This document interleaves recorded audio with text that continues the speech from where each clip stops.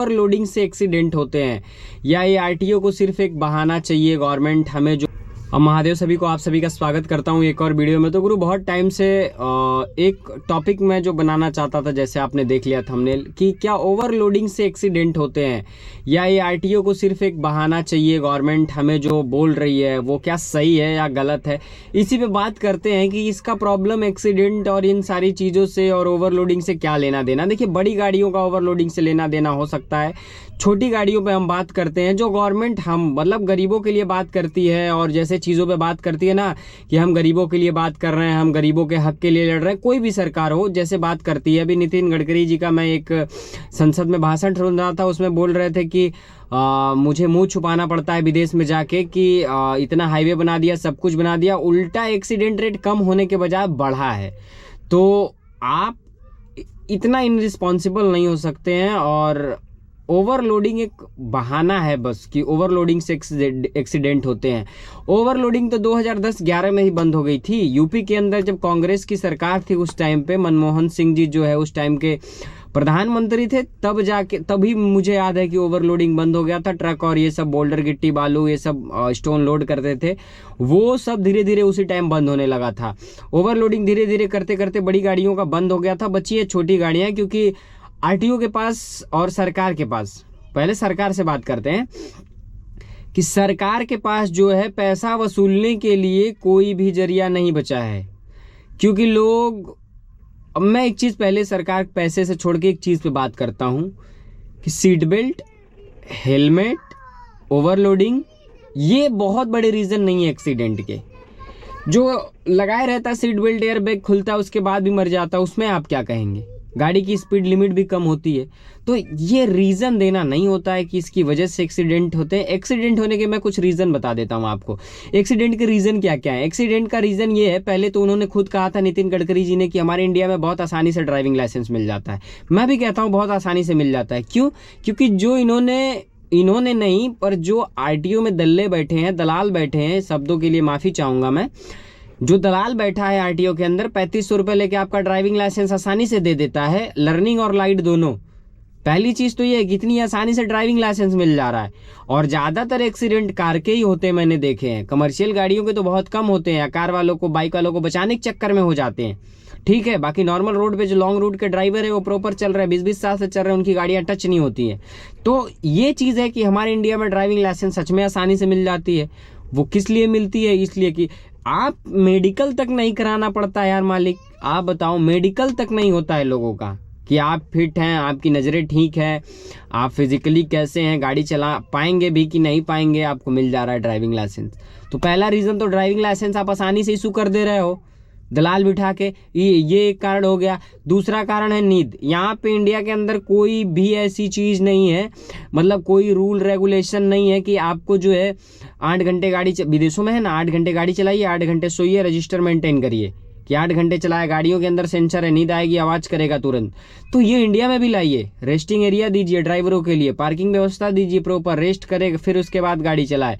तो ये दूसरा रीज़न हो गया कि इसमें भी गवर्नमेंट ध्यान नहीं दे रही है। बस एक चीज़ें कह दी है, ओवरलोडिंग है, चलान मारो। जनता तो मूर्ख है, जनता क्या कह रही है? जनता से टोल लो, रोड बनाओ, सब करो। ठीक, दूसरा रीज़न ये हो गया। तीसरा, ड्रिंक करके ड्राइव करना। ज़्यादातर कार वाले, प्राइवेट कार वाले गाड़ियों के अंदर बियर पीते। नए नए लड़कों को देखा, मैं भी नया हूँ, मुझे भी पता है, क्योंकि मेरे यार दोस्त खुद बैठ के पीते हैं, मैं दूसरों को क्या बोलूँ। तो जो ड्राइव करता है उसका ठीक है, लेकिन जो ड्राइव करते वक्त भी पीता है, ये दिक्कत है भाई। कि आप जो ड्राइव कर रहा है वो भी पी रहा है, सब गाड़ी के अंदर दारू पी रहे हैं, बियर पी रहे हैं, गाड़ी चला रहे हैं। एक रीज़न ये है कि नशे के अंदर। और फिर एक रीज़न आ जाते हैं ओवर स्पीडिंग। हाईवे अच्छा बना दिए, बढ़िया बन गया, एकदम प्रॉपर बन गया है, ओवर स्पीड में गाड़ी जा रही है, अचानक अब रोड अंडर कंस्ट्रक्शन है, उसके सिवा दूसरा जाने का रास्ता नहीं है, वहाँ पे डाइवर्जन है, वहाँ पे कटिंग है, उस कटिंग में से कोई घुस रहा है, डाइवर्जन में घूमना है, या डाइवर्जन से गाड़ी निकल रही है, वहाँ पे ओवर स्पीड गाड़ी, एक्सीडेंट हो गया। नए लोग हैं जिनको पता नहीं कि इस रोड पे कितने डाइवर्जन है, ये रोड अंडर कंस्ट्रक्शन है, दिक्कत होगा, तो वहाँ पे एक्सीडेंट हो जाते। ये गवर्नमेंट कभी नहीं कहेगी कि हम अंडर कंस्ट्रक्शन रोड जो बन रहा होता है जो कार्य प्रगति पे है उस रोड को भी हम चालू रखे हैं। उस पे जो है जितने भी कन्वर्जन लगे हैं, जितने भी रोड पे कटिंग है, उसकी वजह से एक्सीडेंट होता है, ये नहीं बोलेंगे। वो कुछ इंजीनियर्स की गलती की वजह से होता है, कुछ गड्ढों की वजह से हो रहा है। वो बोलते हैं हमने गड्ढे भर डाले हैं, 40,000 करोड़ की कितना लगाए गड्ढे भरने में सड़कों के, पर अभी भी नहीं भरे हैं, अभी भी एक्सीडेंट्स हो रहे हैं। मैं आ रहा था एक दिन, आ रहा बिहिया रोड पे, बिहिया के पास एक गड्ढा बड़ा सा, उस गड्ढे में बाइक वाला गिरा, तुरंत उसका ये नाक फट गया, इधर फट गया, पूरा ब्लीडिंग हो रहा है, सिर्फ एक गड्ढे की वजह से। गवर्नमेंट वो भी नहीं देख रही है। क्यों भाई? डीएम रोड से चलते हैं, एसपी रोड से चलते हैं, एसएचओ रोड से चलते, दे आर रिस्पॉन्सिबल। वो सरवाइव कर रहे हैं और लोगों के लिए काम कर रहे हैं, वो रोड पे चल रहे हैं, इंजीनियर रोड पे चल रहे हैं, कंस्ट्रक्शन साइड वाले जो कॉन्ट्रैक्टर हैं वो रोड पे चल रहे हैं, सब रोड पे चल रहा है, सबको सब दिखाई दे रहा है, लेकिन सब इनरिस्पॉन्सिबल है। किसी को रिस्पॉन्सिबिलिटी लेनी नहीं है कि ये काम है तो करवाना है। और इस देश के अंदर एक चीज मैं आपको बता दूं कि इस देश के अंदर कोई भी ईमानदारी के साथ काम नहीं करना चाहता है। इस देश में बर्बादी, एक्सीडेंट भी एक करप्शन है। करप्शन के कारण सबसे ज्यादा एक्सीडेंट होते हैं, ये मैं आपको बता दूं। करप्शन के कारण क्यों होता है? पहले तो आरटीओ में लाइसेंस देते time corruption, drink and drive में पुलिस पकड़ता है, वहां पे करप्शन। आप जेल भेजो ना भाई, सीधे ड्रिंक एंड ड्राइव में आप गाड़ी सीज करो, जेल भेजो, सीधी सी बात, कोई रिस्क नहीं लेना है। लेकिन नहीं, यहाँ तो पैसे दे के हो जाएंगे काम, बात खत्म हो गई। करप्शन यहाँ भी है। इवन मैं और आप करप्शन करते हैं यार, हम अपना काम ईमानदारी से नहीं करते हैं। अगर जिस दिन इस देश का ईच एंड एवरी वन, हर एक व्यक्ति अपना काम, अपने कर्तव्यों का निर्वहन अपना मतलब एकदम निष्पक्षता से और ईमानदारी से करने लगा, उस दिन इस देश के अंदर प्रॉब्लम अपने आप खत्म होने लगेगी धीरे धीरे। क्योंकि आपको ईमानदार होना पड़ेगा अपने काम के प्रति, देश के प्रति, लोगों के प्रति। आप अपना एक रोटी खाइए, किसी का दो रोटी मत देखिए। आरटीओ, डीटीओ, सबकी, पुलिस से लेके एसएचओ, सबकी संपत्तियों का आप वो करवाइए ना चेकिंग, पता चल जाएगा देश के अंदर कितना करप्शन है। अब करप्शन हो गई ना, तो करप्शन को खत्म करने के लिए भी मैं एक बात बताता हूं। जैसे कि करप्शन खत्म, अभी सरकार ने क्या किया, ये जो 10-10, 20-20 रुपए पुलिस वाले लेते थे, वो धीरे धीरे खत्म हो गया। कि वो एक टाइम पे हम लोग 700-800 रुपए बांट देते थे, तो उसके बदले सरकार ने अच्छे रोड दिए, अच्छे टोल दिए, रोड पे लगा दिए टोल, वही पैसा टोल में दे रहे हैं। तो चलो, सरकार के खाते में जा रहा है टोल पे ये पैसा, ठीक है। अब टोल में पैसा जा रहा है। नितिन गडकरी जी का मैंने एक वीडियो देखा जिसमें उन्होंने बताया कि 500 करोड़ रुपए पर डे का जो है इंडिया का टोल का इनकम है, 500 करोड़ रुपए पर डे। बट मैंने देखा तो गूगल पे जब सर्च मारा तो पता चला 195 या 197 करोड़, 197 या 195 करोड़ रुपए जो है पर डे का इंडिया टोल कलेक्शन है। दोनों का मिला लेते हैं तो नितिन गडकरी जी का 500 छोड़ देते हैं, जो गूगल बताता है उस हिसाब से जोड़ लेते हैं। तो 2024 का जो टोटल टोल कलेक्शन था हमारे भारत का, वो था 65,000 करोड़।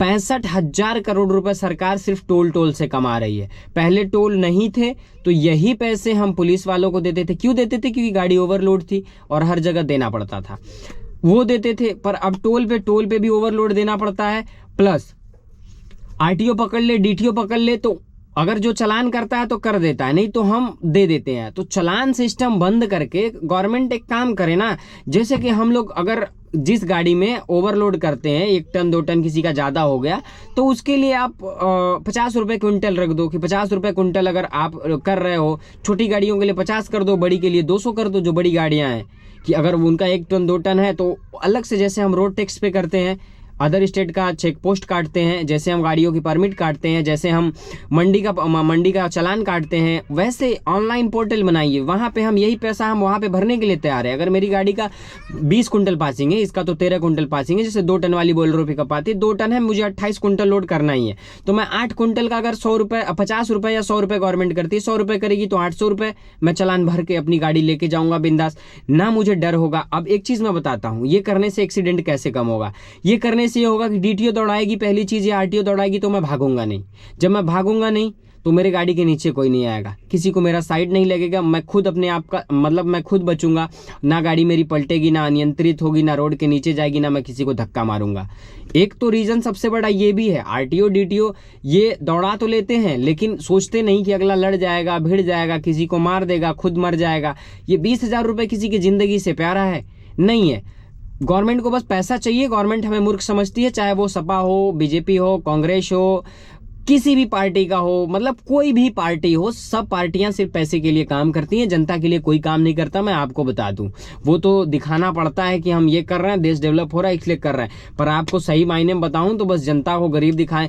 हम कह रहे हैं हमें 5 किलो गेहूं चावल की जरूरत क्या है, हमें नहीं चाहिए भाई, हमें फ्री की बिजली नहीं चाहिए, हमें फ्री का पानी नहीं चाहिए। आप हमें कामों में छूट दीजिए, हम अपने आप कमा के खा लेंगे, हमें कुछ नहीं चाहिए, बट हमें काम करने दिया जाए, हम काम करेंगे, हमें फ्री का आप कुछ दीजिए मत। आप हमसे टैक्स लीजिए, आप पेट्रोल पे एक्साइज ड्यूटी लेते ही हैं, हर चीज़ पे लगता ही है, तो हम लोग तो दे ही रहे, हर तरह से टोल टैक्स दे रहे हैं, पेट्रोल डीजल में दे ही रहे हैं, रोड टैक्स पे कर ही रहे हैं। अब कितना टैक्स दे देंगे भाई, मतलब टैक्स की भी एक लिमिट होती है ना। और अब जब आरटीओ पकड़ती है तो सीधे 25,000, 30,000, 35,000 छोटे गाड़ी का चालान मारती, जबकि हम लोग रोज का 1,500, 2,000, 2,500, किसी दिन हुआ तो 3,000 बच गया। जिस दिन 4,000 बचेगा उस दिन एक दिन गैप में चलती है गाड़ी।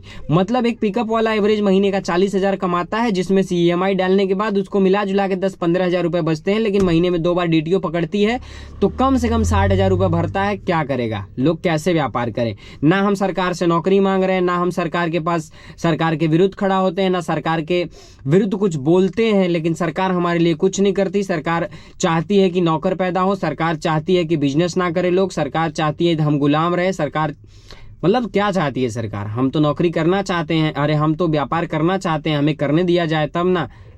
तो एक्सीडेंट रेट ऐसे भी कम होगा ना कि आप दौड़ाते हैं।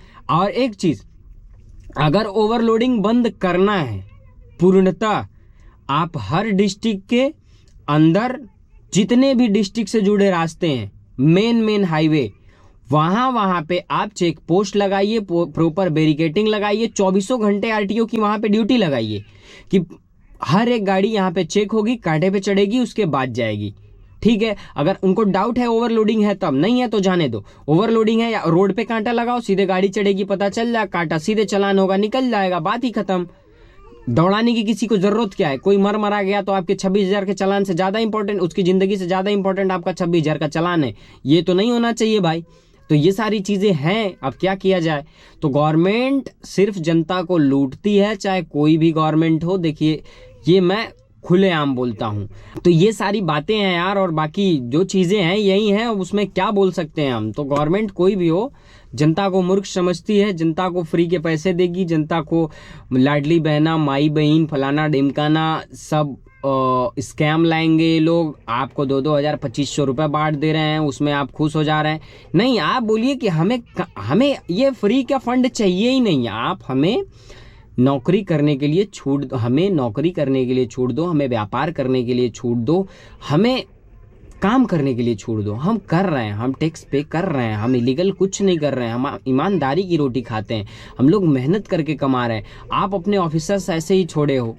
आप बताओ, 65,000 करोड़ रुपए सिर्फ टोल टैक्स से आ रहा है, गाड़ियों का रजिस्ट्रेशन अलग आ रहा है, और चालान अभी पिछले कुछ दिन पहले मैं न्यूज़पेपर पढ़ रहा था, मेरे घर पे डेली आता है, पिताजी पढ़ते हैं, मैं वहाँ पे पढ़ रहा था कि यहीं मेरा थाना लाट लगता है, उस थाने पे 108 ओवरलोड ट्रक सीज की गई थी, जिसकी 54 लाख रुपए चालान हुआ था। अब एक दिन का 54 लाख रुपए सिर्फ एक जिले के एक थाने से हुआ है, तो मिर्जापुर के अंदर 10-15 थाने होंगे। अगर उन थानों से जोड़ा जाए तो हम कहते 54 लाख में से 50 लाख ही पकड़ लो। पर डे का अगर कलेक्शन चालान का एक डिस्ट्रिक्ट से 50 लाख रुपए जा रहा है, तो उत्तर प्रदेश के अंदर टोटल 75 जिले हैं। आप जोड़ लीजिए कि 75 × 5 कर लीजिए, 50 लाख रुपए के हिसाब से 75 कर लीजिए।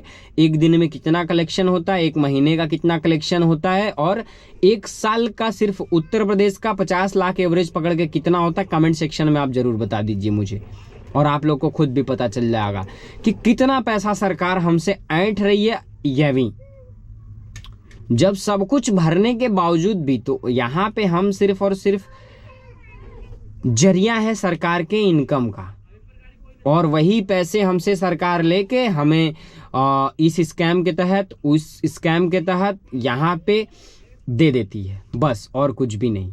ठीक है। तो मेरा यही ओपिनियन था सरकार को लेके, आरटीओ को लेके, कैसे कम होगा कैसे ज़्यादा होगा, ये सारी चीज़ें कि बैरिकेड लगाइए, आप प्रॉपर ओवरलोडिंग बंद करना है तो पूर्णतः बंद कर दीजिए। ये जो मैंने बताया इससे पूरा ओवरलोडिंग खत्म हो जाएगा। हर जगह चेक पोस्ट बना दीजिए, आरटीओ डीटीओ सेल टैक्स सब लगाइए, कोई इलीगल काम ही नहीं करेगा, कोई जाएगा ही नहीं। तो आप भी चाहते हैं कि लोग इलीगल काम करें, हमारे जेब में पैसे आएँ जिस वजह से, ठीक है। तो बस इस वीडियो को यहीं पे एंड करता हूँ। उम्मीद करता हूँ वीडियो आपको अच्छी लगी होगी। अगर वीडियो अच्छी लगी है तो वीडियो को लाइक करके चैनल को सब्सक्राइब कर लीजिए और बेल आइकन दबा लीजिए ताकि आप तक हर रोज ऐसी वीडियो पहुँचती रहे। मैं मिलता हूँ किसी और वीडियो में, तब तक आप सब अपना ख्याल रखें, स्वस्थ रहें, मस्त रहें। और आप हमें इंस्टाग्राम और फेसबुक पे भी फॉलो करें, लिंक हमने डिस्क्रिप्शन में दे रखा है, वहाँ से जाके फॉलो करिए। वीडियो देखने के लिए बहुत बहुत धन्यवाद।